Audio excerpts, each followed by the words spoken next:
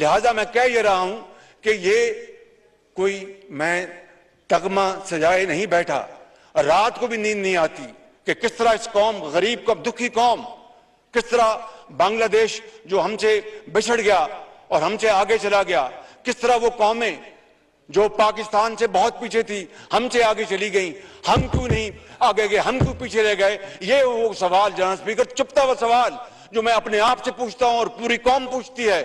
75 साल गुजर गए, अभी तक हमने अपना रास्ता मुतय्यन नहीं किया। आप देखिए, मुझे बताएं, आज सवाल पैदा होता है कि जनाब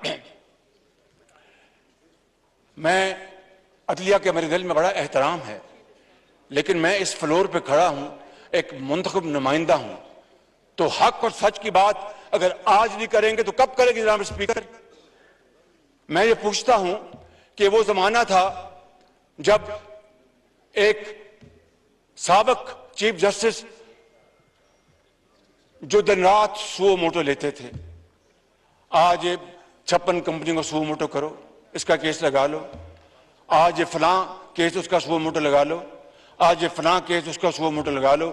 दिन रात जो अपना, मैं नहीं बाकी सूबों के भी वज़रा आला कोर्टों में जाते थे, अदालत अगर बुलाए तो मैं समझता हूं कि बड़ा हमें एहतराम से जाना चाहिए, इसमें कोई दो राय नहीं, कतन कोई दो राय नहीं।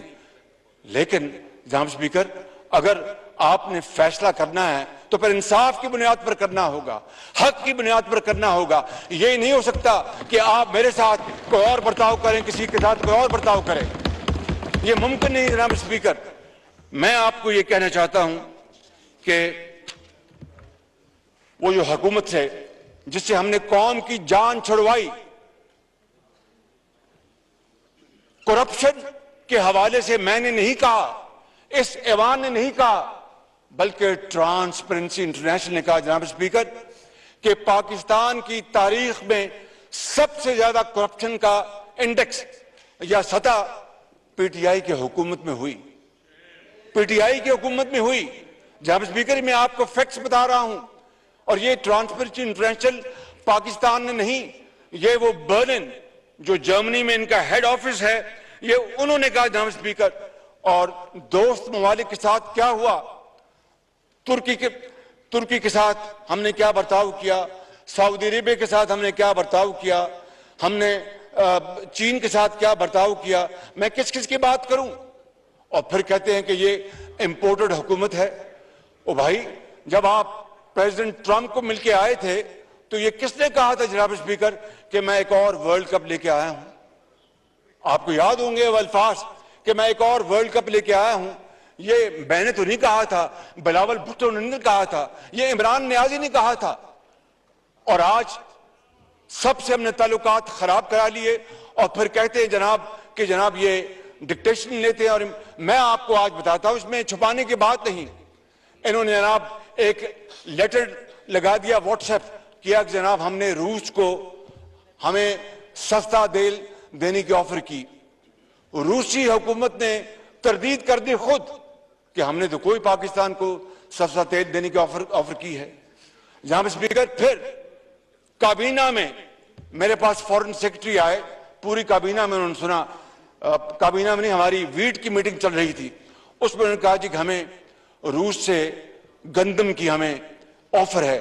जनाब स्पीकर, 3 मिलियन टन गंदम शॉर्ट है और वो कोई आसमानी आफत वजह नहीं है, कोई खराब मौसम उसकी वजह नहीं है, कोई खुदा ना खास्ता कोई बीमारी उसकी वजह नहीं है।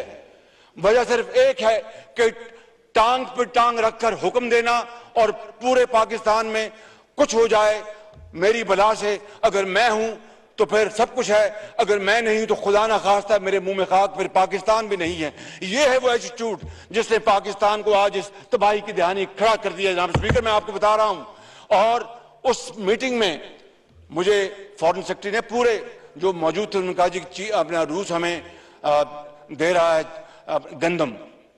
मैंने कहा कि अगर सस्ती तरीन गंदम मिलती है और आला क्वालिटी मिलती है तो इससे अच्छी बात क्या हो सकती है। हमने कहा कि जनाब उनसे बात करें। जनाब स्पीकर, इस बात को 1.5-2 महीने हो गए, मैंने एक मरतबा नहीं कई मरतबा मैंने एक काबीना में भी फॉलो किया। मैंने कहा अगर G2G रशिया से अगर हमें सस्ती गंदम मिलती है तो बहुत अच्छी बात है। और मैंने उन ममालिक को भी बता दिया कि भाई हमने अपना इंटरेस्ट देखना है, पाकिस्तान का इंटरेस्ट देखना है, पाकिस्तान के 22 करोड़ आवाम का इंटरेस्ट देखना है, अपना फॉरेन एक्सचेंज बचाना है, खजाना बचाना है। अगर सस्ती गंदम मिलती है तो मैं लूंगा, मुझे किसी की कोई परवाह नहीं। जनाब स्पीकर, सिर्फ परसों ऑफर आई जब हम गंदम 5 लाख टन एक और 3 लाख टन एक खरीद चुके, तो परसों ऑफर उनकी आई G2G रशिया के साथ, और मैंने उनको काउंटर ऑफर भिजवाई है जनाब स्पीकर, और उनको कहा है कि आप हमें दें डेफर्ड पेमेंट पे और ये हमारी कीमत होगी।